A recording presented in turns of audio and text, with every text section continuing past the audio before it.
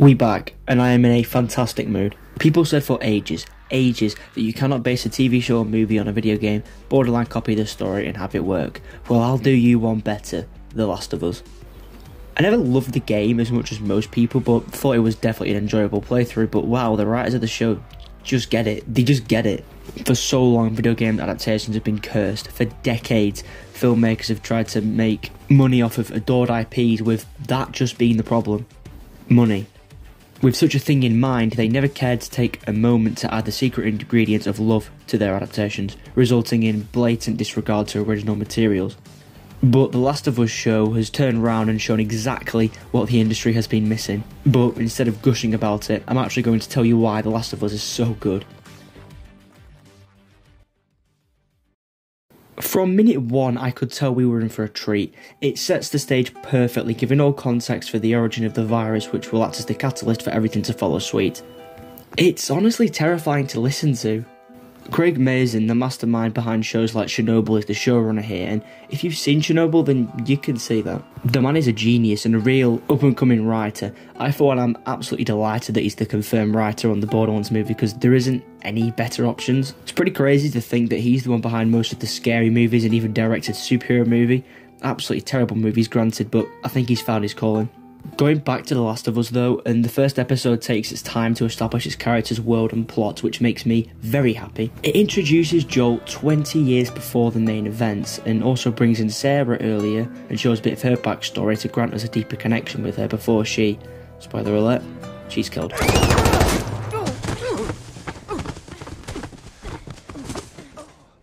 Something that I think actually is done better than the games. These little scenes are able to give us that relatability of a once familiar world plunged into a terrifying pandemic. When this unfolds, we see everything from Sarah's perspective, a nice nod to the game, and overall correct decision. Pedro Pascal, by the way, is the absolute perfect choice for Joel. Granted, you could have found someone to put in a similar or even better level of performance, but the emotion that he shows when needed is unreal. He'll do anything to protect those he loves, but unfortunately sometimes it's just not enough. I gotta get you up, okay?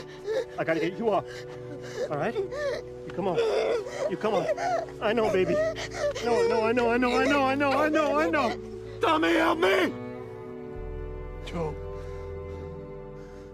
Come on, baby girl. I gotta get you up. Come on, get up. Come on, baby girl. Come on. That scene still hits hard even now.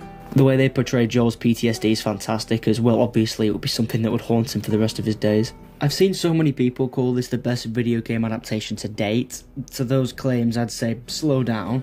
For one, we're only one episode in, and two, it's got some way to go yet. There are many things to praise the show for, such as taking its time to flesh out the characters and setting. I'm actually going to touch on that a bit more in depth later on, but for now, I just want to say I absolutely cannot stand shows, movies, and even games that try to build this big cinematic universe thing without putting much thought and care into characters, almost like they're an afterthought. And it's like, no, characters are the most important thing in a story, and I'm so happy to say they're the most important thing in The Last of Us. But if we were to talk about other elements, such as action for example, then once again, I'm pleased to report the show delivers in this regard. But how does it hold up to the game's original intro? Pretty damn well. Once the outbreak begins, we get a pretty terrifying scene where Sarah has to deal with an infected grandma, which Joel promptly deals with. My one issue here is that we didn't get to see the scene where the infected runs through the window, which was a scene in the original game that always got me off my seat, but I'm not complaining too much. Once on the road, can I just say how much I love this sequence? From the burning house to all the cars having the same idea, I just love how it's done and think the perspective we see it from is just perfect. As expected, the car gets hit by a tornado. That's right, the show baits you out and then just drops a fucking plane on you with that HBO budget. Incoming! A move that I think was so ballsy, yet paid off.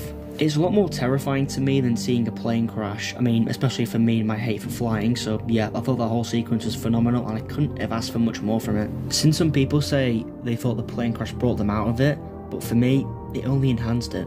It's a bit crazy to think that this alternative 2023 is what we could have been subject to, and well, still could be. Granted, it was never that bad, but it's just weird to think about. With no cure having been found, the virus spreads like wildfire. A little bit of positive news though, we now meet Ellie, and you can tell right away that Bella Ramsey's not messing around with this performance. She claimed in an interview that the writers did not allow the actors to play the games, and despite what many other people are saying, I actually think this is a positive move. Whilst I strongly disagree with the writers not looking at the games, I actually think that actors ignoring them is a good idea. It allows them to deliver their own take on the character without being persuaded by their video game counterpart. I just think that makes sense, really. But when it comes to the writers, they really need to touch on the games so they have an idea of what they're writing about. Can't believe I'm going back to this show, but the Halo show is a very clear and apparent example of the writers completely ignoring the source material's very existence, which is just going to frustrate people, and rightly so. They certainly aren't the only one either. I don't mind if you're going with an entirely different story, just make a self-contained one in the same universe and don't try to rewrite fundamental parts of beloved characters. Welcome to Raccoon City is a great example of trying to change almost everything to do with fantastic characters. Changing so much about characters like Brian Irons, Albert Wesker, Joe Valentine, Ada Wong, and I don't know, Leon S. Kennedy is writer-suicide. Fuck that guy. Also, merging two games into one movie is just plain stupidity. I'm going off on a bit of a tangent here, but it's important to know exactly why so many video game shows and movies have failed. The Last of Us succeeds in this department because it does each character justice. It takes the characters the video game provided and fleshes them out. It keeps the same story but expands upon it whilst giving us a little more backstory. Well done to the writing team because they've absolutely smashed it. Many see the story of The Last of Us to be yet another post-zombie apocalyptic world. The writers, however, see it as the story of Ellie and Joel, father and daughter, and whilst obviously not biological, it shows how their relationship builds and matures. Not her, you know. What? Maria told me about Sarah. Ellie? And You are treading on some mighty thin ice here. I'm sorry about your daughter, Joel, but I have lost people too. You have no idea what loss is. Absolutely brilliant. Each and every character in this show is written with such personality behind them to the point where they don't feel like characters in a side quest, and that's all I could ever ask. To wrap this up, I just want to commend the writers once again for sticking so much to the source material while also breathing new life into the story. I feel like I just want to go and replay the game again with all of these things in mind. It would give me so much more attachment to characters like Sarah and Marlene, for example. As mentioned before, I've already seen so many people calling this the greatest video game adaptation to date, and whilst I do think there's certainly a case for it, it's got some competition. But God, I feel so sorry for the people who aren't aware of Joel's story going into Season 2. Now watch this drive. Thank you for watching. I understand this was a bit of a short one, but it is only on the first episode after all.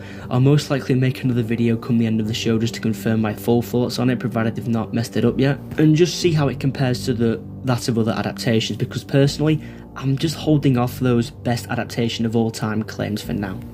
If you agreed with what I had to say here, or even if you didn't, then feel free to leave your thoughts in the comments, and if you want to see more videos like this one, then please consider subscribing, it really helps me out, and yeah, I'll speak to you soon.